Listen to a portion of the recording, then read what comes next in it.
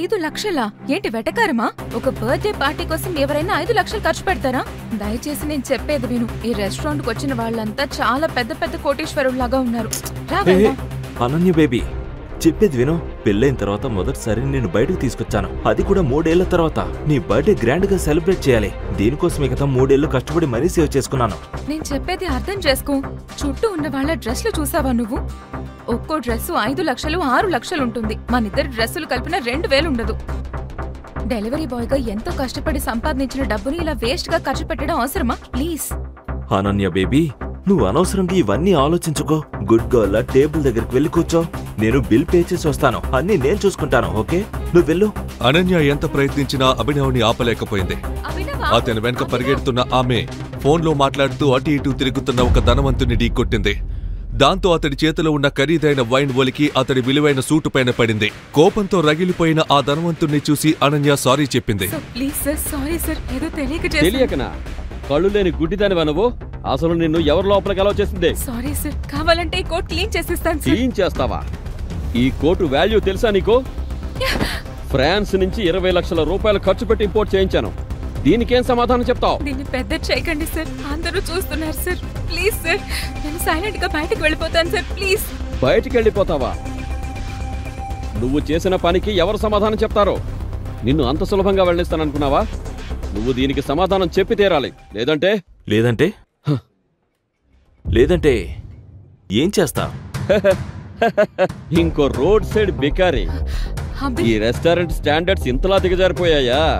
ఇప్పుడే, ఈ క్షణమే నువ్వు నా భార్యను క్షమాపణ అడగాలి. ఎవరు ఎవరు? నేను తన్ని క్షమాపణ అడగాల? Abhinav, please listen to me. అతనికి క్షమాపణ చెప్పకపోతే మనల్ని ఇక్కడి నుంచి వెళ్ళనిచ్చేలా లేరు అభి.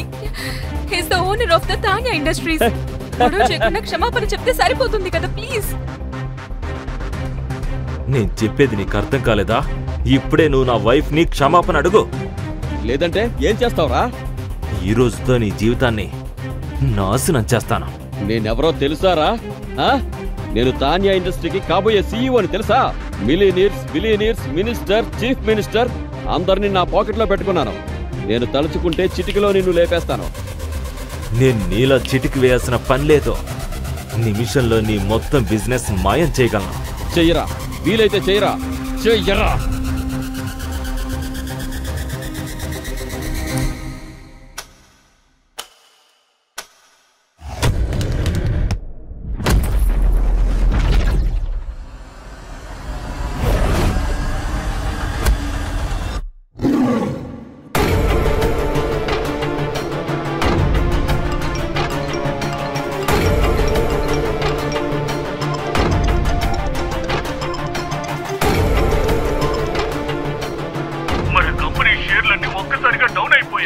ఏమైంది నాన్న?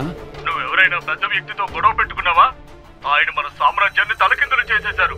వెంటనే ఆయన కాళ్ళ మీద పడి క్షమాపణ అడుగు. లేదంటే మనం నడి రోడ్డులో ఉంటాం.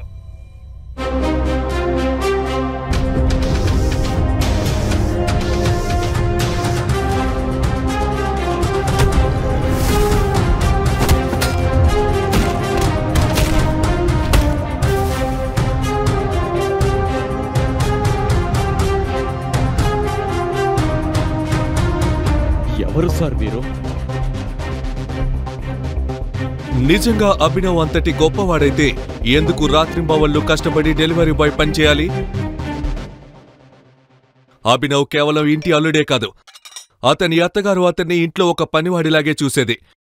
అభినవ్ కిచెన్ నుండి ఆతృతగా బయటికి వెళ్లడం చూసిన అతని అత్త షర్మిల అభినవ్ని చూసి అవమానిస్తుంది. ఎలాగో భార్య డబ్బుతో కూర్చొని ఒళ్ళు తెలియకుండా తింటూ ఉన్నావు. పని పాట లేని బికారి. నా కాలు నొప్పిగా ఉంది, వచ్చి పట్టు. అత్తయ్య, ఒక ఇంపార్టెంట్ పని ఉంది, వచ్చిన తర్వాత పడతాను. ఏంట్రా, నువ్వేదో హోటల్ ఓనర్ని కలవడానికి వెళ్తున్నట్టు సీన్ చేస్తున్నావు? డెలివరీ బాయ్ పనే కదా, ఆ చిల్లరేదో నేనే ఇస్తాను, వచ్చి కాళ్ళు పట్టు. షర్మిల అరుస్తుండగా లోపలికి వచ్చిన అనన్య, ఏంటిది? ఎందుకు అలా అరుస్తున్నావు? కారణం లేకుండా అరవడానికి నాకేమైనా పిచ్చా? ఈ ఇంట్లో నాకు పిచ్చెక్కుతుంది అంటే దానికి కారణమే నీ మొగుడే. మీ తాతయ్య వీణ్ణి నీకిచ్చి పెళ్లి చేసి నీ జీవితాన్ని పాడు చేశాడు. నేను సలహా ఇవ్వనా? వెంటనే వీణ్ణి ఇంట్లో నుండి బయటికి గంటాయి. దేనికి పనికిరానివాడు. అనన్య అది ఆపు. అమ్మ చెప్పిన పని చేసి వెళ్ళిపో అభి, ప్లీజ్. లేదనన్య, నేను అర్జెంటుగా బయటకు వెళ్తున్నాను, వచ్చాక చేస్తాను అని చెప్పి అభినవ్ అక్కడి నుంచి వెళ్ళిపోయాడు. ఇది చూసి షర్మిల కోపంతో ఊగిపోయింది. మళ్ళీ వస్తాడుగా రాని. ఈ బికారిగాణ్ణి నా ఇంట్లో నుంచి కొట్టి తరిమేయకపోతే నా పేరు షర్మిలానే కాదు. తనని తరిమేయడానికి సిద్ధంగా ఉన్న అత్తగారిని అభినవ్ ఎలా ఎదుర్కోబోతున్నాడు?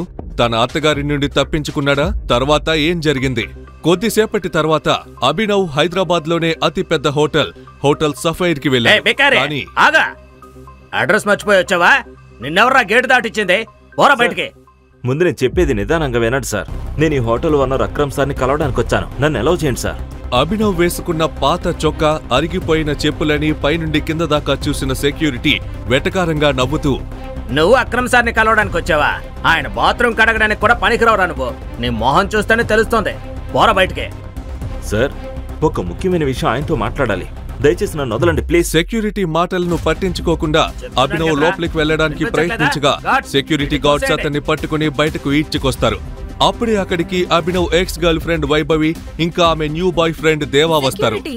ఇలాంటి బికారి గాళ్ళని కూడా లోపలికి అలౌ చేస్తారా?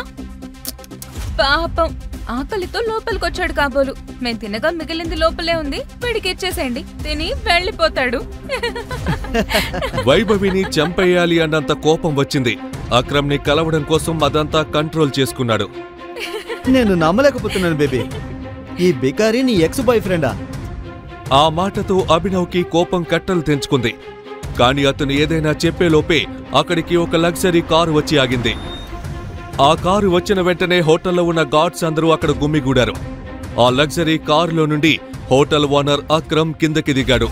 మరుక్షణం అక్రమ్ దృష్టి అక్కడ ఉన్న గుంపు మీద పడింది. దీంతో కోపంగా సెక్యూరిటీతో, మర్యాదగా చెప్పింది విని బయటకు పో. లాబీలో ఏంటయ్యా గొడవ?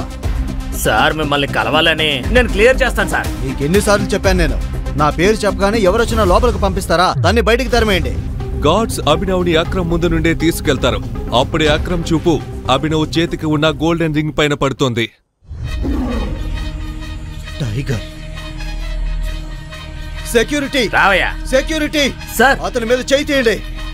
ఆ తర్వాత జరిగిన సంఘటన చూసి అక్కడ ఉన్న వాళ్ళు అంతా ఆశ్చర్యపోయారు.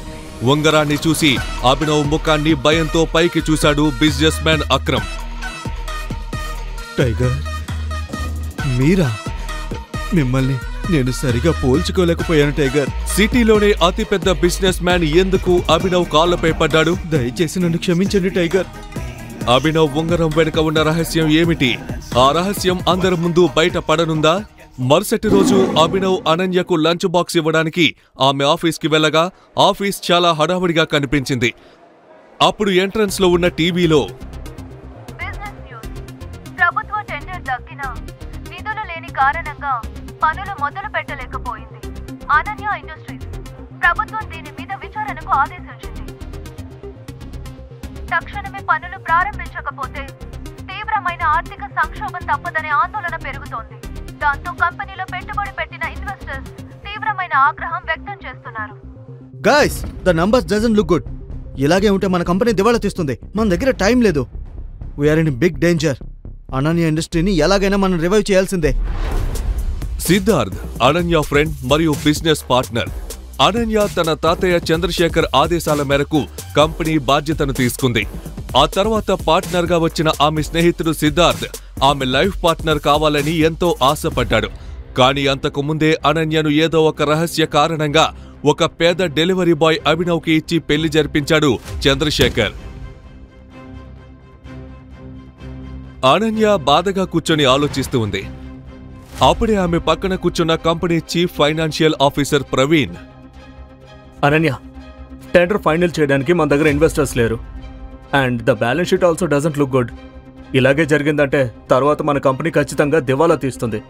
Praveen, you know very well, మా తాతయ్య ఈ కంపెనీ కోసం ఎంత కష్టపడ్డారో నాకు మాత్రమే తెలుసు. ఇంత ఈజీగా మన కంపెనీని కొలాప్స్ అయిపోతూ ఉంటే చూస్తూ కూర్చుంటామా? ఏం మాట్లాడుతున్నావు? Do you understand? అలా వదలడం కాదు, ప్లీజ్ డూ సంథింగ్. అనన్య, తాతగారు ఒకసారి నాకు మన స్ట్రాంగ్ అసోసియేట్స్ కాంట్రాక్ట్ ఇచ్చారు. వాళ్ళనేమైనా ఇన్వెస్ట్ చేయమని అడుగుదామా? అయ్యో సార్, కొంచెం ఆ ఓల్డ్ మైండ్ సెట్ వదిలేసి అప్డేట్ అవ్వండి. ఈ న్యూస్ విన్న తర్వాత ఎవరు కూడా ఈ కంపెనీలో ఇన్వెస్ట్ చేయరు. Praveen, let's hear your plan. Ravikumar Ananya తాతగారి దగ్గర నుండి ఎన్నో ఏళ్లుగా ఈ కంపెనీలో పనిచేస్తున్నారు. ప్రపంచవ్యాప్తంగా అనన్య ఇండస్ట్రీస్ ని ఎక్స్పాండ్ చేయడానికి ఆయన ఎంతగానో సాయపడ్డాడు. కానీ ఈరోజు అతను పేరుకు మాత్రమే కంపెనీ అడ్వైజర్గా ఉంటున్నాడు. Good morning rose. Have a bright and beautiful morning. కొంచెం సైలెంట్గా ఉండు. ఏంటి రోజ్, ఆఫీస్ అంతా చాలా హడావుడిగా ఉంది. నువ్వు రోజు పనోడిలా చాకిరీ చేస్తూనే ఉంటావు. అసలెప్పుడైనా న్యూస్ చూస్తావా?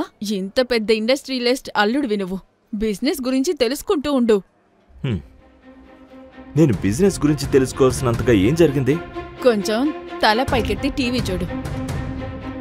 ఇచ్చిన గడువులోపు పనిని ప్రారంభించినందున సరిపడా నిధులు లేవని కోర్టులో పిటిషన్ దాఖలు చేసి కంపెనీని దివాలా తీసిందని అంగీకరించమని అనన్య కంపెనీకు ప్రభుత్వం నోటీసులు పంపించింది. ఈ రోజే కంపెనీకి చివరి రోజు అవుతుందేమోనని ఉద్యోగులు తీవ్ర ఆందోళనలో ఉన్నారు.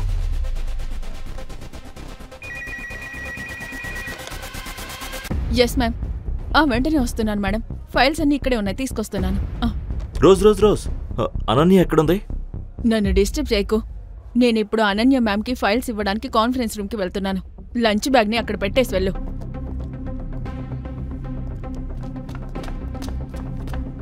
ఏ అభి అభి అనన్య, అభినవ్ అనుమతి లేకుండా అలా లోపలికి రావడాన్ని చూసి అక్కడ ఉన్న అందరూ ఆశ్చర్యపోయారు. అదే కాకుండా అభినవ్ ఇల్లరికపు అల్లుడు అని అక్కడ ఉన్న వాళ్ళు అందరికీ తెలుసు. నేను నీతో ఒక ముఖ్యమైన విషయం మాట్లాడాలి. Abhinav, get out. ఇలా డీసెన్సీ లేకుండా సడన్ గా లోపలికి ఎలా వస్తావు? ఉన్న టెన్షన్ చాలక నువ్వొకడివి, బయటికి వెళ్ళు. అనన్య, నీ ప్రాబ్లం ని నేను సార్ట్అవుట్ చేస్తాను. నా దగ్గర ఒక ఐడియా ఉంది. నాకు ఒక 5 minutes టైం ఇవ్వు. ఏం జరుగుతుంది అసలు ఇక్కడ? ఇంట్లో మాప్ చేసుకునేవాడు కూడా బిజినెస్ ఐడియా ఇస్తున్నాడు. నాకు తెలియక అడుగుతున్నాను, అసలు నీకు బిజినెస్ అంటే ఏంటో తెలుసా? మేమంతా ఇక్కడ పిచ్చోళ్ళే కూర్చున్నాం అనుకున్నావా? ఐడియా ఇస్తున్నాడంట, ఐడియా. అసలు ఏం తెలుసురా నీకు బిజినెస్ గురించి? ఎంత ధైర్యం రా నీకు? అవును, నువ్వు ఒక డెలివరీ బాయ్ గడివి కదా. డెలివరీ బాయ్ అంటే ఫుడ్ తీసుకొచ్చామా, డెలివరీ ఇచ్చామా, ఇక్కడి నుంచి వెళ్ళిపోయామన్నట్టు ఉండాలి. ఈ బిజినెస్ ఐడియాలు అలాంటివి నీకు పనిచేయవు. అనన్య, ఫస్ట్ వీడిని కంపెనీ నుండి తీసే. ప్రాబ్లమ్స్ అన్ని వీడి వల్లే. ఎంత ధైర్యం రా నీకు? అసలు నిన్ను ఈ ఆఫీసులోకి రానివ్వడమే తప్పు. అనన్య, నాకు 5 minutes ఇవ్వు. సెక్యూరిటీ, వీడిని బయటికి ఎంటేయండి. ఈ ప్రశ్నలకు సమాధానాలు తెలుసుకోవాలంటే నెక్స్ట్ ఎపిసోడ్ వినాల్సిందే. క్రింద ఇచ్చిన లింక్ ని క్లిక్ చేసి పాకెట్ ఎఫ్ఎం యాప్ ని ఇన్స్టాల్ చేసుకోండి. Stay tune to pocket FM.